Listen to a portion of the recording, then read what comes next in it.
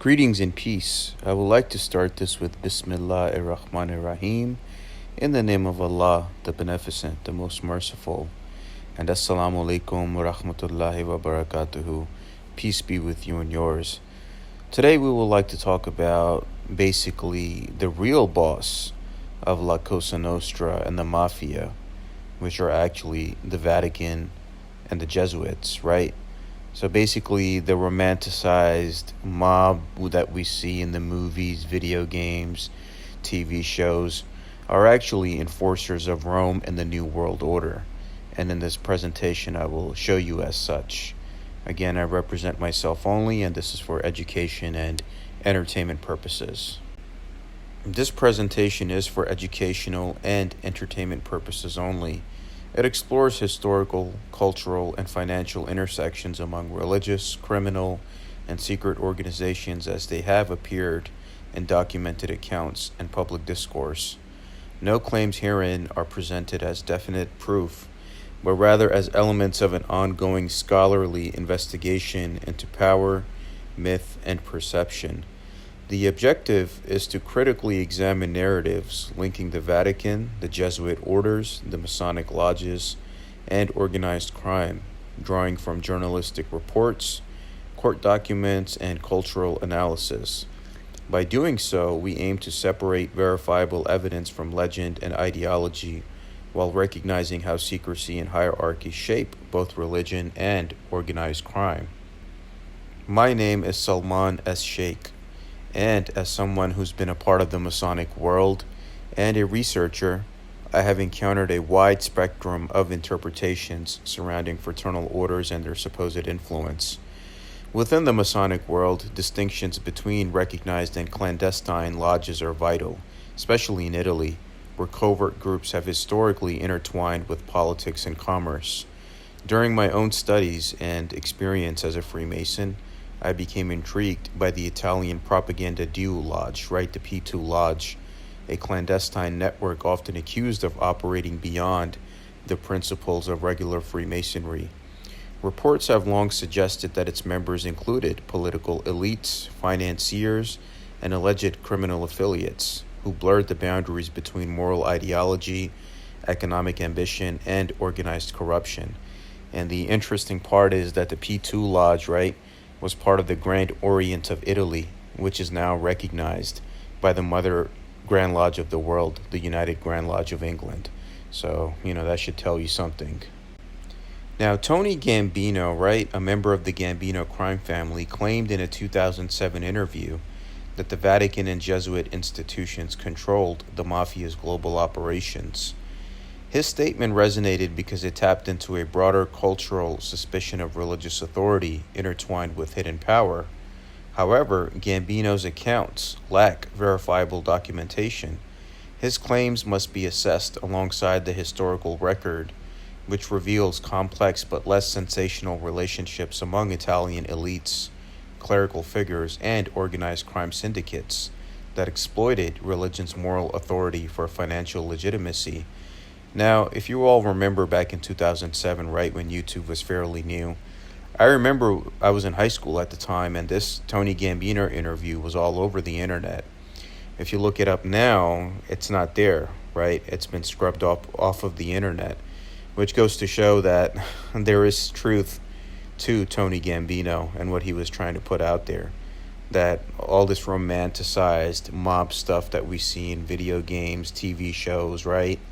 Movies, these guys are basically just enforcers and foot soldiers of what we know as Rome, which never fell, right? Rome, Roman Catholic Church, the Vatican, Jesuits, the New World Order. So they're just the foot soldiers and enforcers of that broader system. The Sicilian Mafia originated in the 19th century as a shadow system of governance. It offered protection, enforced contracts, and substituted for the absent state. The church's moral reach often overlapped with mafia influence. Both institutions demanded loyalty and silence. In rural Sicily, priests occasionally served as intermediaries between landowners and local bosses, reinforcing social order. This overlap was not institutional but cultural, a reflection of power dynamics where religion and violence coexisted to preserve hierarchy. Vatican Bank, formerly the Institute for Religious Works, the IOR, has faced multiple allegations of opacity and misuse. From the 1970s onward, it was linked to figures such as Michele Sindona and Roberto Calvi, financiers whose debts and financial crimes raise suspicion of criminal infiltration into sacred finance. Though the Vatican denies institutional wrongdoing, financial historians note that the vulnerable IOR structure, right, it was there to exploitation by the intermediaries. The Banco Ambrosiano scandal and the mysterious death of Calvi under the Blackfriars Bridge in London remain pivotal cases highlighting moral authority, shielding illicit capital flows. Now the Jesuit network, which is founded in 1540, and how this order became a vast intellectual and diplomatic network operating universities, missions, and think tanks worldwide. Their strategic reach led critics to portray them as a shadow government, a myth amplified by anti-Catholic and conspiracy rhetoric over centuries.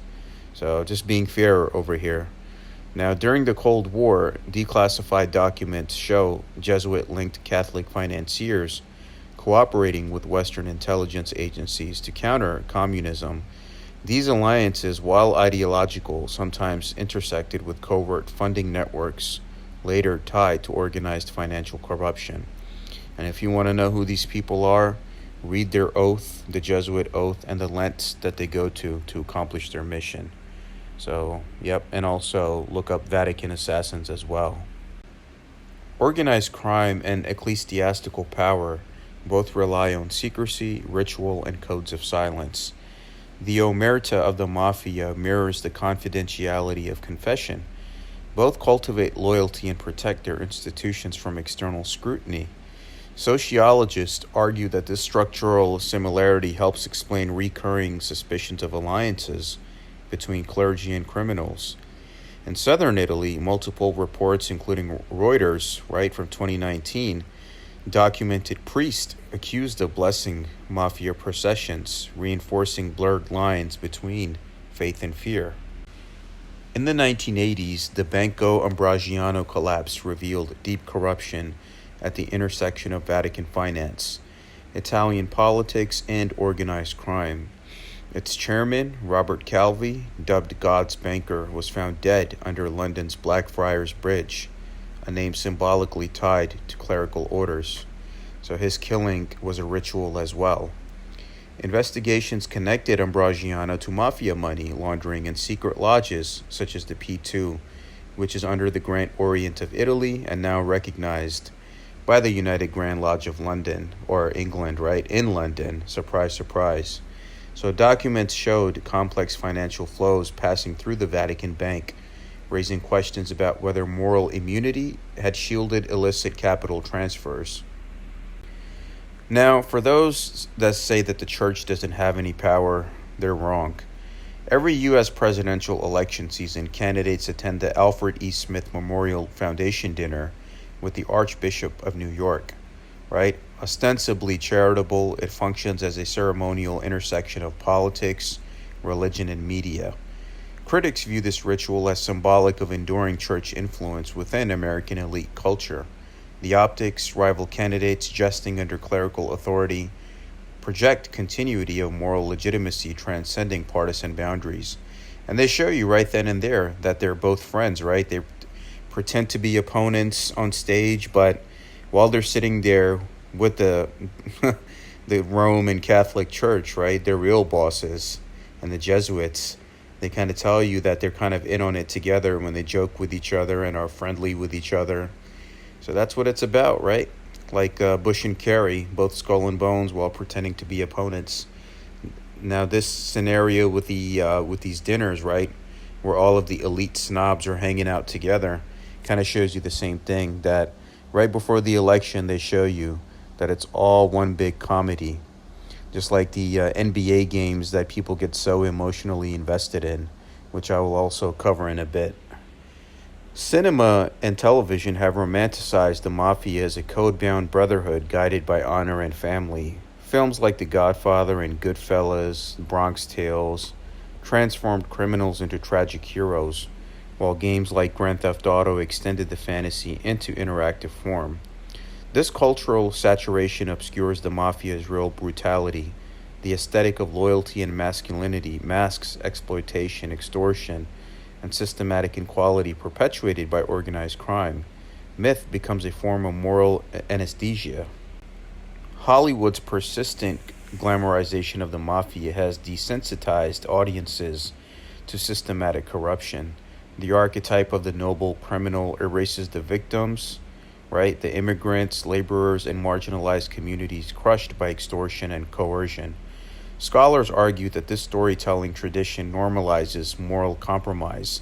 By elevating the gangster's charisma over his cruelty, it teaches society to admire power more than justice, a pattern mirrored in political and religious narratives alike.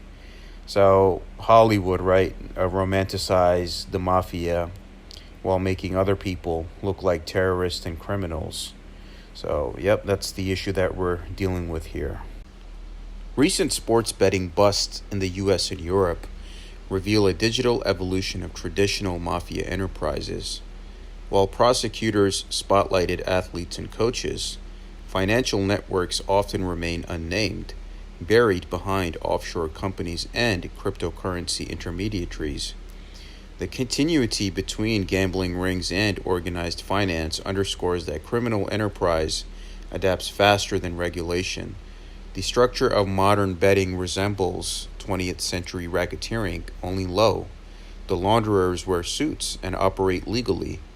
So while they're showing you the black faces, the athletes and coaches that are taking the heat, nobody's trying to find out the real head of the snake behind all of this. The scapegoating of black athletes and coaches in sports scandals reflects a broader pattern of selective justice. Visible individuals are punished, while those controlling the systems of profit remain untouched. Sociologists describe this as moral outsourcing, society's tendency to preserve institutional credibility by sacrificing symbolic figures. So you don't think that the person in charge of the NBA, the commissioner, or the people in charge, the people putting the money in, they didn't know what was going on? They did. This dynamic mirrors how organized religion and crime both deflect scrutiny from their elite patrons. John F. Kennedy's presidency intersected with the Mafia, the CIA, and the Cold War intrigue. Evidence suggests mob involvement in anti-Castro operations and possible retribution motives following RFK's crackdown on organized crime. The theory that the Vatican or Jesuit networks played indirect roles is speculative, but rooted in documented cooperation between intelligence, anti-communist financiers, and Catholic institutions during the early 1960s. These alignments show how ideology justified covert alliances. The Vatican's stance against communism made it a crucial ally for Western powers. Through diplomatic and covert channels, it facilitated anti-communist movements in Latin America and in Eastern Europe. In this environment, financial and political transactions often escaped transparency. Criminal networks exploited ideological cover to move funds and weapons under the guise of religious or humanitarian missions. Investigations into global money laundering repeatedly uncovered charitable or religious organizations used as financial conduits or fronts. Their moral legitimacy grants protection from oversight. Experts caution that such misuse rarely implies institutional conspiracy. Rather, it demonstrates how sacred systems can be hijacked by profane motives. The line between faith and finance grows thin when transparency vanishes. The Vatican has consistently denied any organized relationship with criminal groups. Under Popes John Paul II and Francis, reforms tightened financial oversight and increased cooperation with European anti-laundering authorities. Notably, in 2024, Vatican Court President Giuseppe Pignatone was investigated for alleged mafia ties. While unproven, such events illustrate the enduring challenges of separating spiritual leadership from worldly corruption. Religious hierarchies and criminal syndicates share sociological DNA: ritual, secrecy, and obedience. Both demand surrender of the individual to the collective, promising protection and identity in return. Understanding this parallel helps explain why narratives linking the church and the mafia persist, not because of proof, but because of psychological resonance. The myth mirrors our instinct to see power as unified and omnipotent. While coincidences, scandals, and shared actors abound, the leap from correlation to conspiracy requires caution. The historical record demonstrates opportunistic intersections and not monolithic control. Academia demands proportionality. Evidence of contact does not equate to evidence of command. To unravel the Vatican Mafia myth is to reveal how truth, fiction, and fear intertwine. Deconstructing the Vatican Mafia connection means acknowledging how secrecy breeds speculation. In the absence of transparency, myth fills the void. Every institution of power risks becoming its own legend. The true lesson lies in the human tendency to romanticize dominance, whether sacred or criminal. Power attracts devotion, and society often forgives its sins if cloaked in ritual. Truth demands courage. Myth thrives when scrutiny is absent. The stories we tell about the mafia, the church, and secret orders reveal more about society's longing for order than about documented control. By facing these narratives critically, we reclaim our moral agency. The romance with corruption fades only when knowledge replaces fascination. So the concept, even what Tony Gambino is talking about, right? It's all relative. It's all there. And the reason why his interview was taken down, and you can't find it anywhere. And you see that, whether it's the insurance companies, the construction companies, the sports, whatever have you, right? You guys, you have like these guys now that are wearing suits, and they say, oh, it doesn't exist anymore, but it's just as part of the government and Rome system, just like anything else, right? Just like how they said that the guy who ran the Sicilian Mafia was a cardinal from Palermo. So all these like cardinals and archbishops here and there, it's all a network, right? With the Vatican and the church and the Jesuits, then the cardinals and archbishops, right? Like the one in New York. And I'm sure there is that connection with the commission and the five families. So it all goes back to the Vatican, right? It all goes back to them in Rome, in Italy. All roads lead to Rome. So stop romanticizing this nonsense with the shows and video games and movies.